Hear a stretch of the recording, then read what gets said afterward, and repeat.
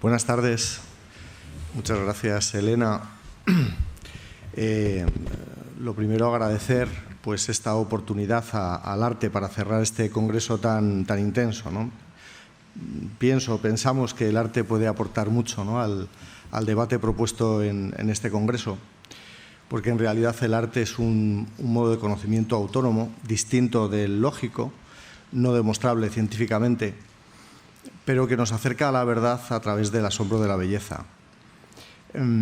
La belleza tiene una capacidad, activa nuestra conciencia aletargada por la razón práctica.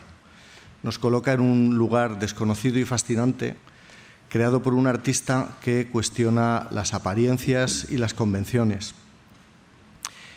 Un asunto preferente para el artista, históricamente, es la vida, ¿no? Y no solo la vida, sino en realidad el sentido de la vida. Y un modo de conocimiento específico del artista es la intuición misteriosa. En ese sentido, el artista consigue intuir lo eterno, lo absoluto, frente a lo efímero. Y tiene una capacidad que es materializar lo invisible.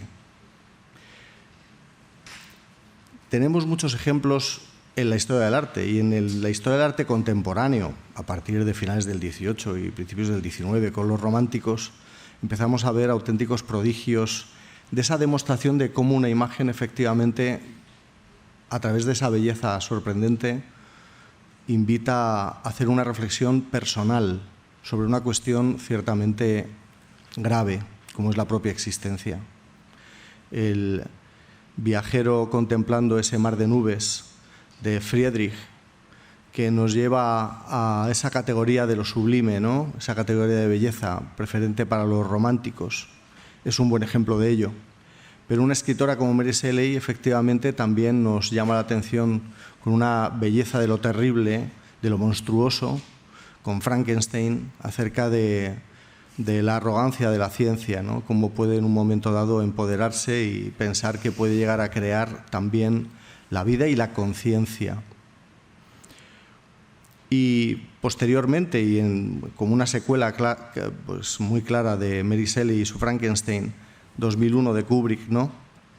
Cuando en realidad ese Homo sapiens, con esa magistral secuencia del homínido golpeando el suelo con un hueso y ese hueso que se convierte en fracciones de segundo en una nave espacial, de repente nos hace pensar que efectivamente el hombre ha evolucionado, ¿no? Y vaya desastre, ¿no? Si lo comprueban con HAL 9000 y con lo que es el Frankenstein que diseña Kubrick para 2001. Tenemos la suerte de contar con una obra de arte que no es una performance. Es verdad que en su origen fue una performance, porque pensábamos que iba a poder ser incluso interpretada fuera. Menos mal que no lo hemos hecho fuera, por cierto, con el tiempo. Pero al final, pues por cuestiones que quizá Javier quiera explicar o no, se ha convertido en una pieza de videoarte, que no es poca cosa tampoco. Tenemos la suerte de contar con un gran artista contemporáneo como es Javier Viver, para presentar a Javier Viver, que además es un buen amigo, es un buen amigo además de la universidad. Pues decir de él, bueno, pues voy a tratar de extractar, ¿no? Para que ciertamente esto no se convierta en la lectura de un currículum enorme, ¿no? Bueno, es reconocido dentro y fuera de España, con obra en colecciones dentro y fuera de España y con una larguísima lista de exposiciones individuales, ¿no? Nos viene a presentar una pieza, ya veremos, sugerente, misteriosa, inquietante, ¿no? Que es Aureli Inmortal. Él se denomina en su propia web, y eso me gusta mucho y quiero ponerlo en valor, ¿no? Como un imaginero en medio de un mundo de arte contemporáneo pues que a veces es un poco iconoclasta, ¿no? Ciertamente lo interesante de ese imaginero es que tiene la capacidad de materializar lo invisible literalmente, ¿no? Y además trabaja, como cualquier artista contemporáneo, no está adscrito simplemente al óleo o a la escultura, ¿no? Sino que ciertamente tiene la capacidad de moverse por diferentes disciplinas dependiendo del mensaje que quiera modular.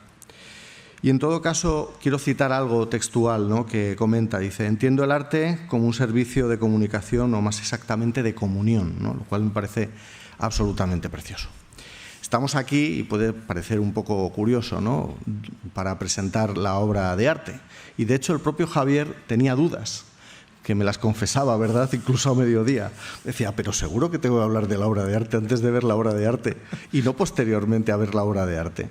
Bueno, pues yo digo que sí, ¿no?, porque en realidad en un mundo cojado de imágenes, ¿no?, con un valor denotativo en el que desgraciadamente la imagen ha perdido su carga simbólica, su poder connotativo, se ha perdido la contemplación.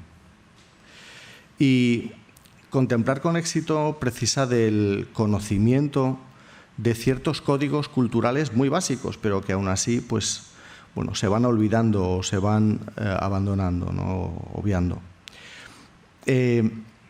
La propuesta que hacemos, muy concretamente, además desde esta universidad, ¿no?, a la hora de saber ver la belleza, no solamente en los museos de arte más clásico o más tradicional, sino también en la belleza insólita que formulan los artistas contemporáneos, pues casi podríamos resumirlo en: oye, no se trata de contemplar para entender, porque a lo mejor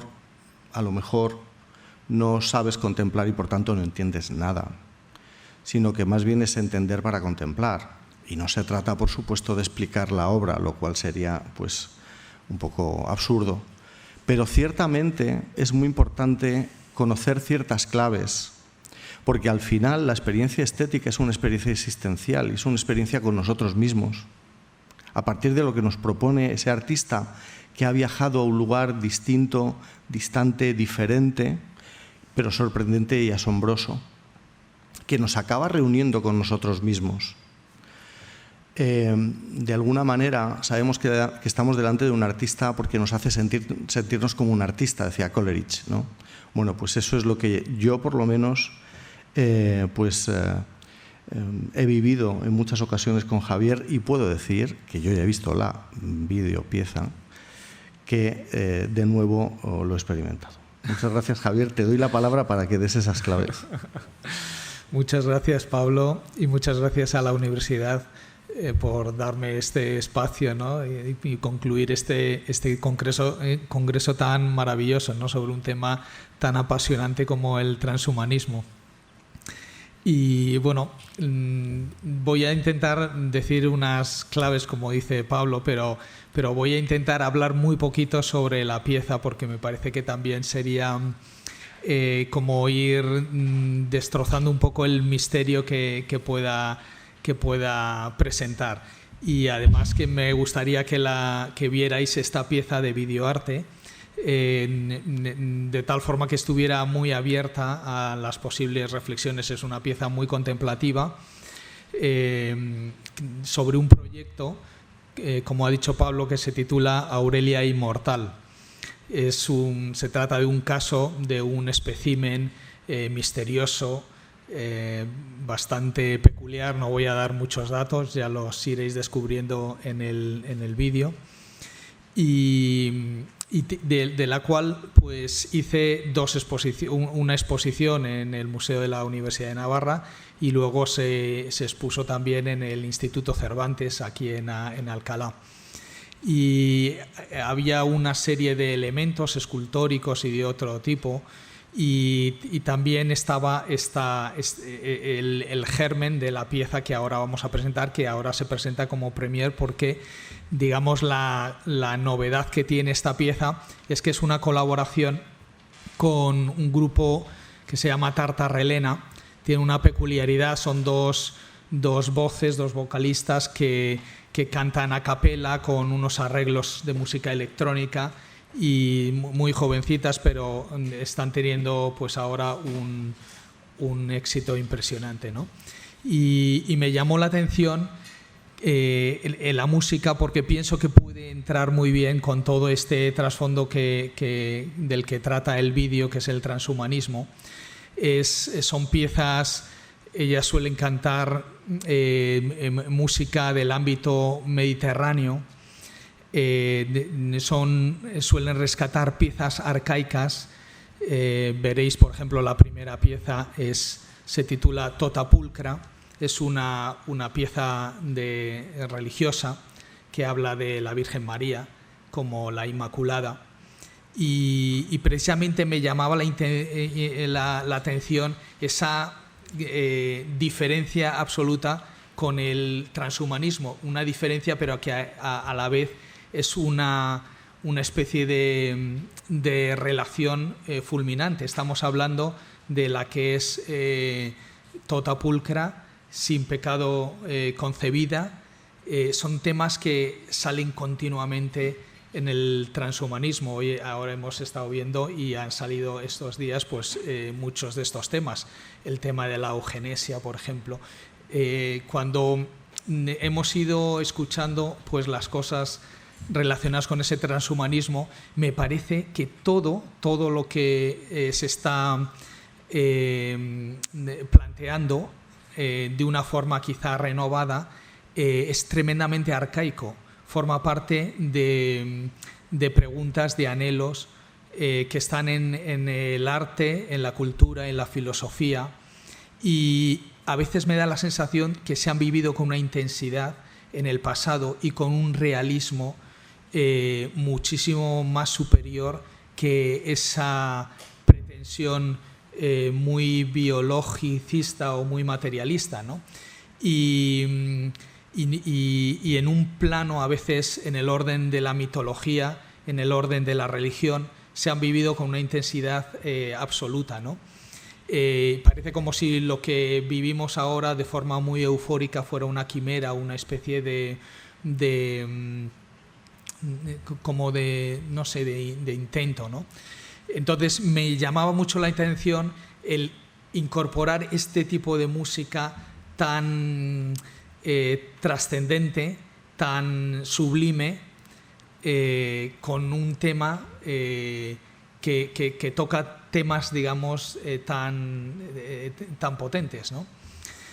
Y bueno, y esa es digamos el aspecto que me parece más interesante del vídeo, que es la colaboración que hemos hecho con estas cantantes y digamos el texto, la poesía y las imágenes que yo creo que lo mejor es que os deje, y así pues no entorpezco más, digamos, la pieza que he preparado.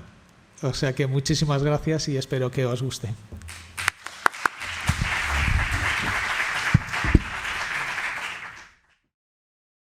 Tota pulcra est Maria, tota pulcra est Maria.